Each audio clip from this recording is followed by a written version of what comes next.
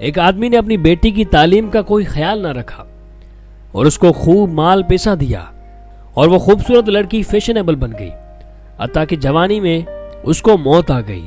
اس آدمی کی بڑی تمنا تھی کہ بیٹی جوانی میں جدا ہو گئی، میں کبھی اس کو خواب میں تو دیکھوں، میری بیٹی کس حال میں ہے۔ ایک دن اس نے خواب میں دیکھا کہ اپنی بیٹی کی قبر پر کھڑا ہے۔ اچانک اس کی بیٹی کی قبر کھل گئی۔ کیا دیکھتا ہے کہ بیٹی بے لباس پڑی ہے۔ اس نے اپنے ستر کو چھپایا، مگر اس کی تو حالت عجیب تھی۔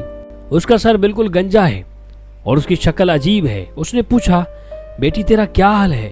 کہنے لگی، ابو میں بے پردہ پھرتی تھی، جب یہاں قبر میں آئی میرے سر کو بہت بڑا دیا گیا، پہاڑوں کی طرح میرا ہر بال بڑے درخت کی طرح بنا دیا گیا جس کی شاخیں زمین میں دور تک پھیلی ہوئی ہیں۔ پھر فرشتے آئے، انہوں نے میرے ایک ایک بال کو نوچا، جس طرح بڑے درخت کو کھینچ لے تو زمین میں گڑھے پڑ جاتے ہیں۔ اب وہ ایک ایک بال کو نوچنے سے میرے سر کے اندر گڑھے پڑ گئے، اس لیے میرے سر کی جلد بھی چلی گئی ہے، فقط ہڈی ہے جو آپ دیکھ رہے ہیں۔ اس نے کہا کہ بیٹی تمہارا چہرہ بھی وہ نہیں۔ کہنے لگی، ابو آپ دیکھ رہے ہیں، آپ کو میرے دانت نظر آ رہے ہیں، ہونٹ نہیں ہے۔ اس کی وجہ یہ تھی کہ میرے ہونٹوں پہ سرخی لگی ہوتی تھی اور میں اسی طرح وضو کر کے نماز پڑھ لیتی تھی۔ فرشتے آئے، انہوں نے کہا، تو طہارت کا خیال نہیں کرتی تھی، تیرا غسل بھی نہیں ہوتا۔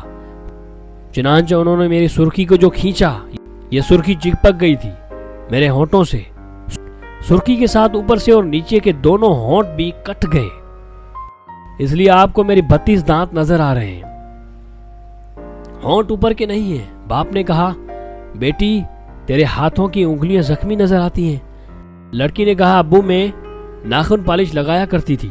فرشتے آئے، کہنے لگے، تیرے ناخنوں کو ہم کھینچیں گے۔ انہوں نے میرے ایک ایک ناخن کو کھینچا۔ ابو میرے ہاتھ پر زخم ہے، میرے چہرے پر زخم ہے، میرے سر پر زخم ہے، میں بتا نہیں سکتی۔